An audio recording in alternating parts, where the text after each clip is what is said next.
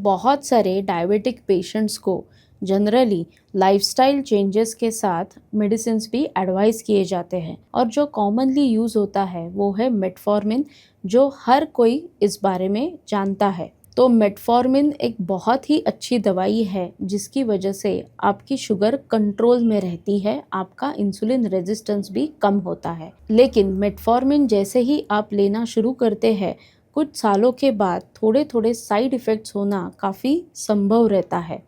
तो ये आप कैसे कॉन्कर कर सकते हैं या फिर आप ये कैसे कंट्रोल कर सकते हैं? तो एक अच्छी सजेशन यही है कि आप इनको कॉन्कर करना चाहते हैं या फिर कम करना चाहते हैं, तो आपके लाइफस्टाइल में कुछ ऐसे बदलाव लाइए जिसकी वजह से आपको साइड इफ़ेक्ट्स भी कम होंगे और मेटफॉर्मिन का 100% फ़ायदा हो सकता है। तो जान ले इस वीडियो से, और इस वीडियो को लाइक, शेयर, सब्सक्राइब करना मत भूलना। तो आपको ये बात ध्यान रखनी चाहिए कि आपको दिन की शुरुआत सुबह के 7 बजे से होनी चाहिए। अगर आप 7 बजे उठते हैं तो आप धूप में बैठ सकते हैं और धूप में बैठने के कारण आपका इंसुलिन सेंसिटिविटी बढ़ने वाला है। अगर आप धूप में 10 to 15 मिनट्स का हल्का सा वॉक लेते हैं तो भी आपका इंसुलिन सेंसिटिविटी बढ़ेगी, इंसुलिन रेजिस्टेंस कम होगा।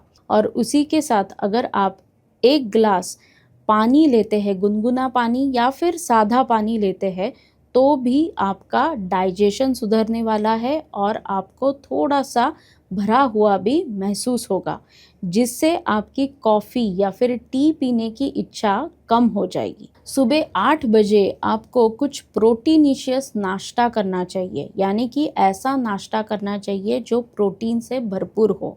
बहुत सारे पेशेंट्स को मेटफॉर्मिन नाश्ते के साथ या फिर नाश्ते के तुरंत बाद लेने के लिए कहते हैं, जो कि एकदम बराबर है।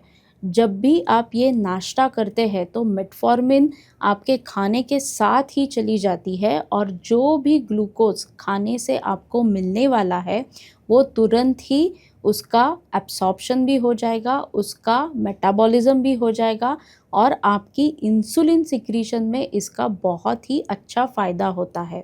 क्योंकि मेटफॉर्मिन का ये काम ही रहता है कि जो भी ग्लूकोज ब्लड में प्रेजेंट हो वो हमेशा सेल्स तक जाए और सेल्स के अंदर जाए, और इंसुलिन का जो एक्शन रहता है ग्लूकोज अपटेक का, वो मेटफॉर्मिन पूरा कर देता है। बहुत सारे पेशेंट्स को जिनको मेटफॉर्मिन, ग्लिमिपेराइड और जो टाइप 2 डायबिटीज़ से डायग्नोस्ड है उनको सप्लीमेंट्स लेने के लिए भी कहते हैं या फिर प्रिस्क्राइब्ड रहते हैं। तो अगर आप सप्लीमेंट्स लेना चाहते हैं तो हमेशा ब्रेकफास्ट के बाद लीजिए, क्योंकि सप्लीमेंट्स में यूजुअली विटामिन B12 या फिर विटामिन डी ऐसे सप्लीमेंट्स प्रिस्क्राइब किए जाते हैं जो नाश्ता करने के बाद अगर आप लेते हैं तो वो भी अच्छे से एब्सॉर्ब होंगे और उसका आपको 100% बेनिफिट हो जाएगा। दूसरा दिन का जो ब्रेक आता है वो है आफ्टरनून यानी कि दोपहर के टाइम पे आपको कौन सा लंच करना चाहिए ये भी बहुत मैटर करता है, और कितने बजे करना चाहिए ये भी मैटर करता है। तो यूजुअली मैं मेरे पेशेंट्स को 12:30 बजे तक लंच किया जाए ऐसा सजेशन देती हूँ। और लंच में भी आपको किन चीज़ों पे फोकस करना चाहिए वो भी जानना बहुत ज़रूरी है। यूजुअली मैं मेरे पेशेंट्स को कहती हूँ कि आप फाइबर्स पे, प्रोटीन्स पे, विटामिन्स और सबसे लास्ट में कुछ कार्ब्स पे फोकस कीजिए। तो आपको कौन सा आहार रखना चाहिए, आपके लंच में क्या आपको इंक्लूड करना चाहिए। पहला तो है, जब भी आप प्रोटीन्स की बात करते हैं तो अगर आप नॉनवेज खाते हैं तो उसमें आप एग, चिकन या फिश को चूज़ कर सकते हैं। अगर आप वेजिटेरियन हैं तो आप बहुत सारी सब्जियां चूज़ कर सकते हैं जो कि हरी हो और उससे आपको बहुत न्यूट्रिशन मिले, जैसे कि पालक हो या मशरूम हो, ब्रोकोली, या फिर आप अगर फ्रेंच बीन्स खाना चाहते हैं तो वो भी एक काफ़ी अच्छा ऑप्शन है। ग्रीन सलाड्स में ककम्बर यानी कि ककड़ी, गाजर, बीट, इन सभी का आप इस्तेमाल कर सकते हैं। और अगर आप रोटी वगैरह खाना चाहते हैं तो हमेशा होल व्हीट रोटी को चूज़ करें, मैदे की रोटी कभी भी प्रेफर ना करें। और एक ऑप्शन जो आप इंक्लूड कर सकते हैं वो है मल्टीग्रेन रोटी। या फिर ज्वार, बाजरा और रागी की रोटी, ये भी एक काफ़ी हेल्दी ऑप्शन है जो आप इन सब्जियों के साथ कंबाइन कर सकते हैं। खाना खाने के बाद एक 10 टू 15 मिनट्स का वॉक लें।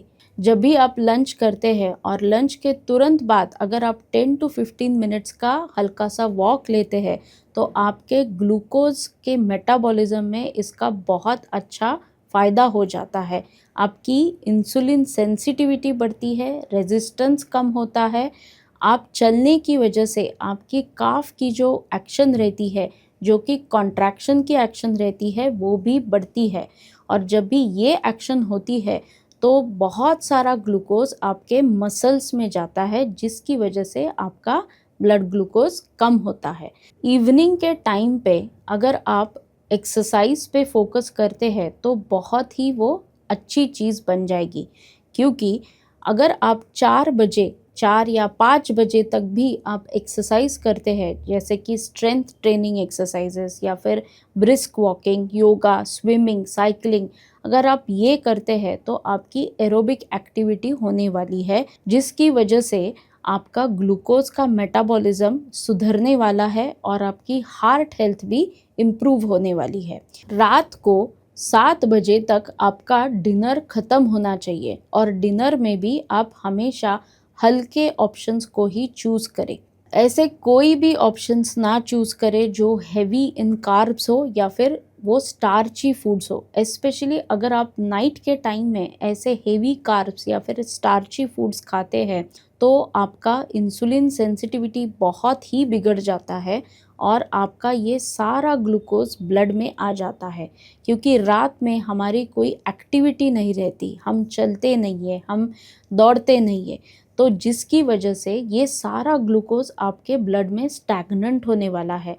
रात को एक और चीज़ आपको याद रखनी है कि अगर आपको कुछ सप्लीमेंट्स एडवाइस किए हैं तो वो लेना कभी ना भूले। और अराउंड 10:30 तक आपको बेड पे जाना चाहिए, आपका सोने का टाइम होना चाहिए। अगर आप 10:30 तक सोने के लिए जाते हैं तो आपकी नींद पूरी हो जाती है। डायबिटीज़ कंट्रोल में या फिर डायबिटीज़ मैनेजमेंट में अच्छी नींद होना भी बहुत ही ज़रूरी है, क्योंकि जब भी आप पीसफुल 7 से 8 घंटे की नींद लेते हैं तो आपका हार्मोन सिक्रीशन अच्छा हो जाता है, इंसुलिन सिक्रीशन अच्छा हो जाता है। यहाँ पर मैं इम्पॉर्टेंट टिप देना चाहती हूँ। एक तो आपका चेकअप रूटीनली होना चाहिए, यानी कि आप अपनी शुगर वैल्यूज़ हमेशा चेक करते रहिए। उसके साथ विटामिन B12, विटामिन डी जैसे टेस्ट भी आप करते रहिए, ताकि आपको एक पूरा हेल्थ पिक्चर मिल जाए। और अगर आपको मेटफॉर्मिन दिया है तो हमेशा अपने डॉक्टर के साथ बात करके कैसे लेना है वो समझ ले, क्योंकि अगर मेटफॉर्मिन लेने के टाइम पे अगर कुछ गड़बड़ी हो जाती है तो कभी कभी खाली पेट मेटफॉर्मिन जाने की वजह से भी कुछ गैस्ट्रिक डिस्टर्बेंसेस हो सकते हैं।